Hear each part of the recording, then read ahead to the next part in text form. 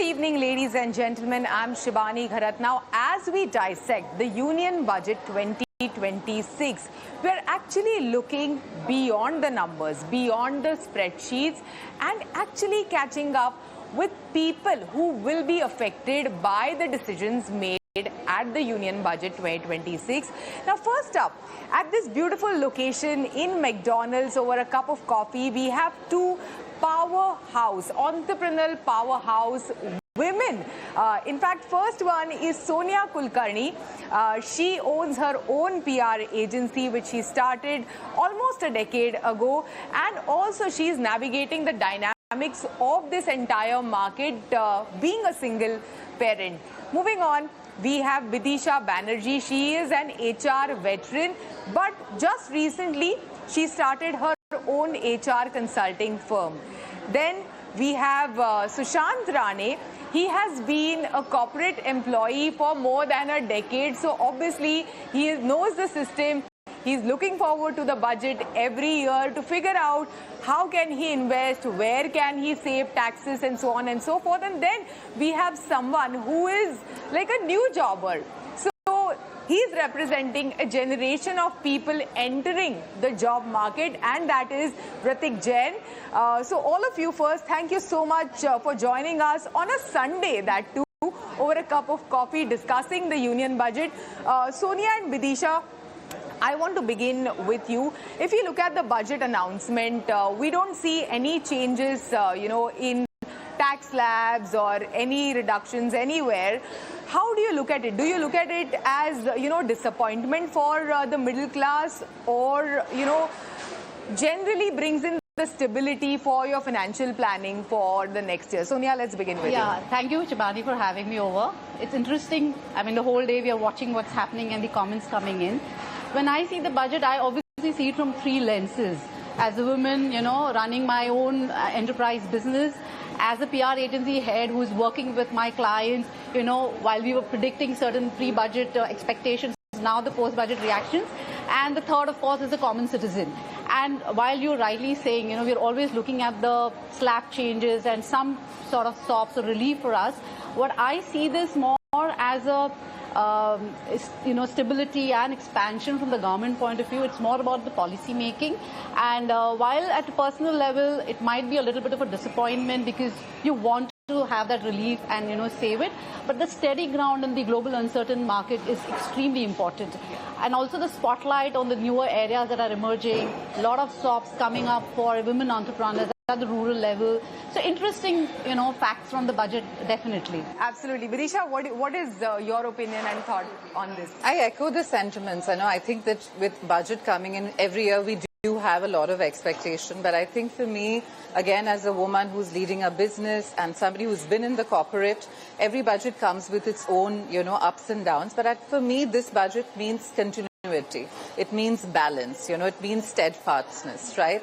And I think what I looked at is that there's so much focus about the future and long term. The talk about technology, infrastructure, looking at MSME, looking at policy. So I think from that perspective, it's an interesting budget, not just something that you may experience immediately, but in the long run, in the net, it will definitely play out. Interesting budget, is the word from two women entrepreneurs. But over to you, Sushant. You've been in the system, the corporate, for such a long time. So no standard deduction, over here, nothing new from the tax front. How do you look at it? And having said that, how are you going to navigate, your investment strategy and also change your lifestyle a bit, because the cost of everything is increasing? Yes.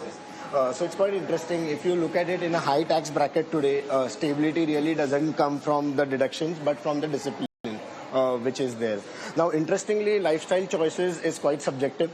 In the current, the trends, the way inflation is fluctuating and the way things are getting expensive. As a millennial parent, I'm more concerned about education inflation. That is something which really nobody is talking about. But as a parent, I'm really concerned the way it is going overboard, which is there. Now, if you look at it in today's environment, we are literally out of tax saving instrument. So the new tax saving instrument for the future will be fiscal prudence. So fiscal prudence will be, I feel, a new tax saving instrument, considering in the new tax slabs, we are really out of deductions. So that's something which I feel is the new discipline which most of us need to introduce. Absolutely. Yeah. Pratik, over to you. Tell us more with the standard deduction maintained at 75,000, Section 87A rebate. The effective tax-free income limit for someone entering the job market is 12.75 lakh under the new regime. So how does how do you look at this no change and still sort of a benefit for a person entering the job market? Well, absolutely. So it's built a lot of savings for as an individual who's starting his job career right now. So yeah, it gives a lot of savings, but my choice would not be only dependent on this. So if I'm looking for something as a job change, I will look for more growth opportunities, the people I'm working with, the learning curve I'm going to get, and all those things. So that would be a secondary, so the deduction cut would be a secondary matter for me. So the first things will be there. Absolutely. So there is a spillage of the coffee. I think there was like a passion point that Sushant spoke with about, when he spoke about the rising cost of education that no one is speaking about. That is very heartfelt. That has resulted in a coffee spillage. But moving on to you ladies, let's just speak about, a very interesting announcement with TCS for overseas education reduced to just 2% in the budget. Vidisha, as an HR expert, from that lens, do you foresee a surge of senior level professionals actually leaving for the global executive programs to some other countries? Do you foresee that happening? Yeah, I think, again, if you look at it in the short term, there is a risk about, yes, people will want to pursue higher education because, of course, now that you're going to pay lesser for it.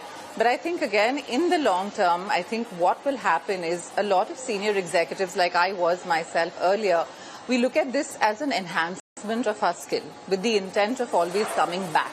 And in the past, we've also seen young professionals who want to study abroad but want to come back and open up startups. So I think it's an interesting dichotomy because we want the diaspora of this entire collaboration to happen. But at the same time, I think what will work if we have more opportunities of startup, ease of startup, so that today, even if I want to go abroad, I want to come back and set something new, I will have the opportunity to do that. And I think where organizations might want to look at it differently, looking at giving people more sabbaticals, giving them, rethinking the policy of once people come back, how do I integrate them? Because I think it's a great policy because in this moment you will actually be able to go and enhance yourself, whether it's an AI course or a strategy course, and you come back and you infuse that back to your economy. So I think it's a win-win for the corporate and for the individuals as well. Sabbatical is something that, corporates should think from a serious point of view, Yes. which is not much discussed in the Indian, corporate and the Indian job market as well. Over to you, Sonia. Again, on the same point about TCS. So, Vidisha spoke about global upskilling, but from you, I need to understand the global client exposure. With the TCS at flat 2% now, will you aggressively be pitching for international PR projects? And also you travel quite a bit. So how is that going to impact your travel? No, I think this is definitely exciting times. Post-COVID especially, there was a little bit of a lull in the international market. We had taken very conscious decisions of avoiding certain travel or, choosing only travel which was a must. But this opens up a lot. I mean, of course, seeking the global clientele or working with clients across countries. Moreover, also taking a call of investing in travel as a part of our own marketing strategy.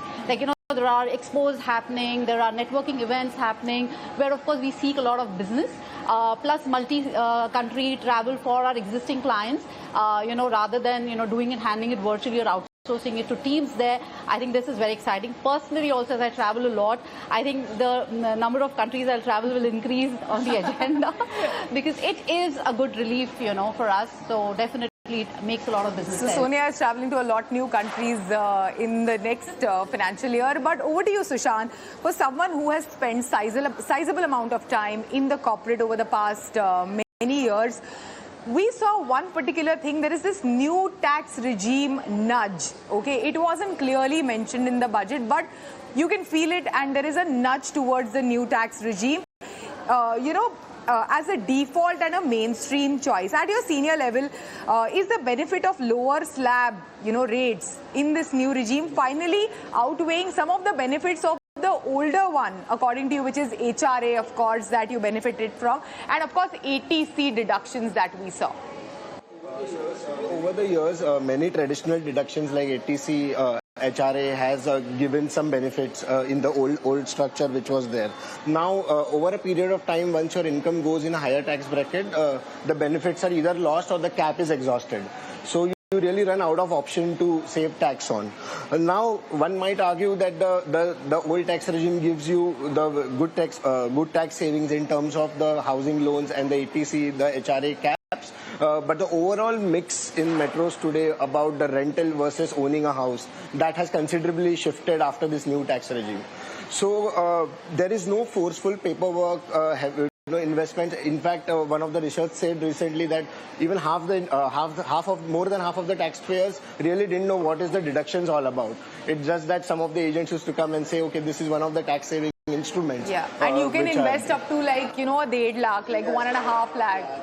But that also brought in like a sense of discipline, which someone like a new jobber, going forward will miss, because we, diligently invested, like, to save money on taxes into some of the schemes and some of the instruments like PPF for that matter in the past many years. So do you feel that? Do you feel that pinch, happening where, have you heard it from your parents or, your seniors or, probably someone from the family? Like I have not experienced it yet, but yeah, so people who have like gone one level above me, they have also experienced, they have shared their experience with me.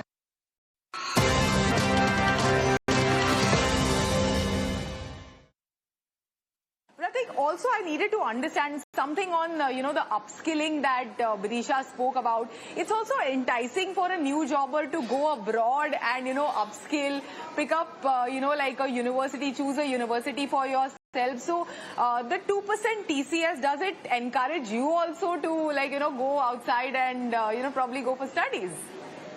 Makes the flexibility in the planning as such. And yeah, it's like so I have a plan to like move abroad and like to go abroad and study and do my master's certification over there. So yeah, it's really helpful. The change is quite positive. Okay. Now, Vidisha, let's speak about the gig economy shift, which was discussed. The orange economy and the gig economy was discussed in the big way. By the finance minister. So, it brings the manpower services clearly under contractor TDS 1 to 2%. Does this make perfect time for, HR professionals like you, and you're fresh from that experience, to move towards a consulting role? And what was the shift that you saw when you did it? Because this happened just less than a year ago, according to me. Absolutely, and I think it's a great question, and I think it's a big green light, because when I was hearing the finance minister, one of the biggest things for me was the acknowledgement of the gig economy. I think to start with, that's a big one to be present in the budget, and the very fact that today companies are always trying to see how we can do more with less. So they don't want to invest in FTEs, because the headcount goes up, the cost goes up. So in this way, organization and corporations now have an opportunity to get in specialists, right, for a project-wise or for a limited time, and get the best of both worlds. And I think it's a great place for organizations who are in this space, consulting space, because you have, at the end of it, more liquidity to play with, right? So I think it's a win-win for both, for sure. And the way I see it, that this is only going to grow, because today's the generation, the Gen Z and the Gen Alpha, the idea of being in a 9 to 5 is not as appealing. The ability to look at gig economy and also sustain and follow your passion is something that it's very promising. More than the Gen Zs and the Gen Alpha also, I have seen that shift in the millennials around me that, who work, like someone like Sushant, who's put in like 10, 15 years in like a corporate role, working 10 to 12 hours every day and, is fed up of the system and wants to move outside. So will it encourage someone like Sushant is what I want to know. So it comes with its own pros and cons. So consulting usually works only if you have a very strong expertise in a specific skill, which is there, or you have an ability to handle the income volatility, which usually comes in the place. And then it has its own compliance and restrictions on its own, which is usually there. So freelancers has become a very big community today. So there are a lot of freelancers across sectors, whether it's media, whether it's events, and I think this sector was not really in focus for last few years from the government, but with this new regime and the new policy which is coming, I feel that that affected people, that affected citizens or taxpayers of the country will also get a better recognition now. And Gen Z again is more focused on this piece. With us. So do you feel going like the gig economy way, is it a tempting option for you? Yeah, definitely. So already like you're putting a lot of hard work in your corporate career. So yeah, if you get a opportunity to shift, like it's lucrative anyways. Like obviously, as he mentioned, that it comes with the risk and all, like pros and cons, but given the opportunity, it should be.